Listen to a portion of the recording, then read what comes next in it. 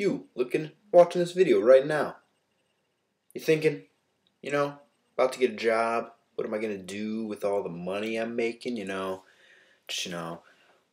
I just, go into my wallet and I, pull out a Mr. Lincoln, am I gonna go spend it? What am I gonna go do? $5, I can do so much. I don't need to save for retirement, right? Well, that's wrong. And I'm gonna tell you why. Saving for retirement is crucial these days. You don't got company pensions anymore. You gotta put all your money away into an account or into the stocks, but those accounts have stocks. So you gotta go into an IRA or 401k, or you're not gonna have these Mr. Lincolns to spend when you're retired. It doesn't matter how much money you're making at your job. It does not matter. If you're making $200,000 at your job, then you're probably going to be living in a nicer neighborhood, bigger house, higher taxes.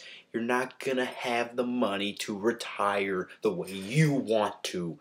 So think about it. Your company's got a 401k, put the money in. Your company doesn't, or you're unemployed, get an IRA and put the money in. You're going to see why. This is critical. These retirement accounts, they'll save your life. I'll tell you right now.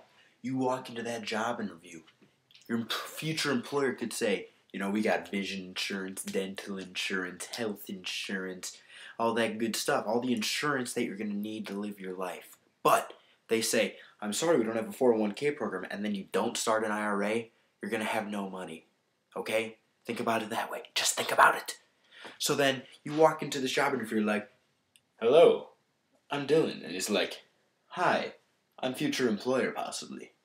And you're like, get through all the stuff. You're like, I want you to work here. And you're like, I want to work here. And you're like, perfect. Awesome job. It's like, this is your salary. These are your benefits. Let me read you your benefits. Health, dental, vision, life. Car insurance. We'll give you a company car. Isn't that nice? And then he goes, here. And then you're like, what's a 401k program? And then your employer says, well, I'm going to tell you what a 401k program is. Just imagine. You got to take a little bit of your salary every year before taxes. So let's say, your starting salary is actually $65,000. I'm going to take about $12,000 of that. You're going to be like, how am I only going to live on $53,000? I don't know how you're going to take that much money of my salary. I'm still going to be able to live on it. It's before taxes. You're going to pay taxes later. But you're going to have so much money that those taxes will be insignificant. And he's going to be like, we're going to take this $12,000 and just put it in an account. Oh, and by the way, we'll match up $2,000. So in reality, you're actually putting like $14,000 away. Some companies match money. And then he's like, you go up to our guy who does mutual funds, or for our 401ks, you can pick mutual funds, stocks, bonds.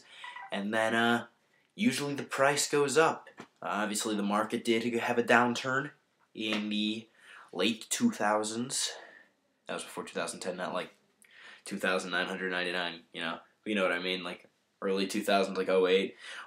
People did lose money in their 401ks. It's not like you can lose in the 401k, but the market has gone up a majority of the past century, and most people who have 401ks with our company are satisfied because you put the money in, you make more money in that. Oh, and then also don't forget you get raises every year to work at the company.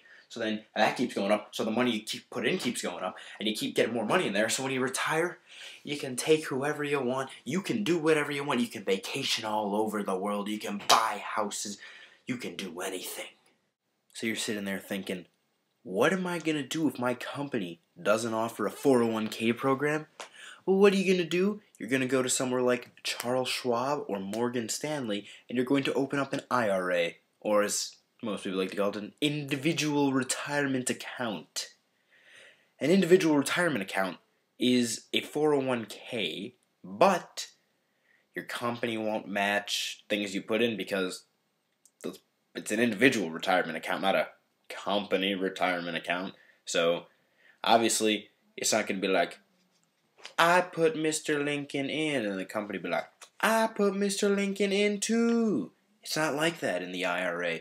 You got to do it on your own.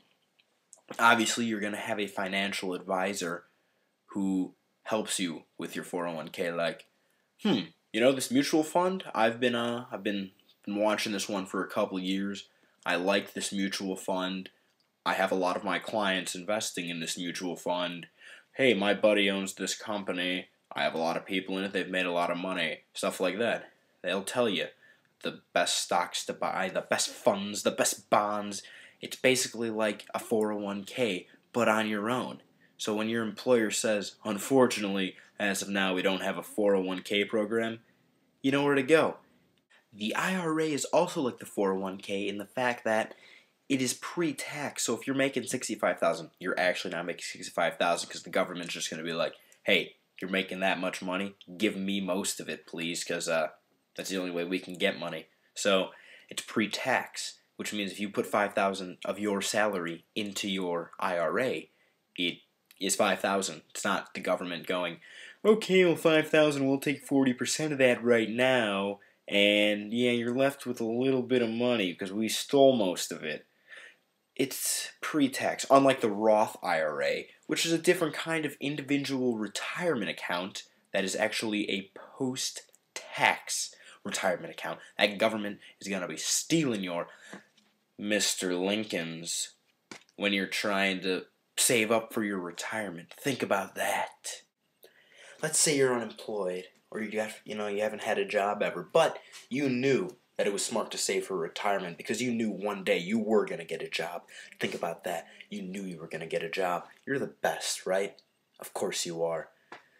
You got this IRA, and then you go into this company, and you submit your resume, and they're like, I want you to work here. You're going to make this company a lot of money. And you're like, yes, a job! Well, think about this. You have an IRA, and this new company has a great 401k program with a ton of matching. I walk into that guy's office and I'm like, hey, I got a 401k now, but I have an IRA. What do I do with that? Luckily, he told me, you have an IRA. Well, we can just roll over that IRA into our 401k program, and you'll keep the money that you've already saved up for your retirement. How great is that? Money for your retirement, and now you got it into a new account from the old account. You just transfer the money like a bank account. Now imagine the opposite of what I just told you. Imagine you get called into your boss's office and he tells you, Mr. Hendricks, I'm sorry, but you haven't been pulling your weight here around the company and I have to let you go. Now me, I'm like 56, 57 years old. I've got all this money in my 401k ready just to be taken. Or maybe I'm even 40, 30. I could have just started. I could have a little bit of money in my 401k. You know what I can do? I can roll that money over into an IRA to my own retirement account because now I'm on my own because, economy's bad. People get fired. More than often because people always get fired. But I am able to roll over my 401k into an IRA and I can have the money that I've already saved. It's so nice. Just imagine this. Your kids are ready to go off to college. Obviously, you're making a good salary at your job. You got a 401k and an IRA just in case. And kids are going off to college. How are you going to pay for it? You can go ask your employer, hey, I need to withdraw some money from the 401k, but there's going to be a 10% tax on it to withdraw for your kid's college. But with the IRA, there is no tax for major educational expenses like college. You could withdraw right from the account and it will not be taxed if you're sending people for educational purposes. Think about that. You can send your kids off to college without having to worry. You can afford their college. It's gonna work. Don't worry. They're gonna get a great education just like you did. It's remarkable. It's remarkable how these retirement accounts work, isn't it?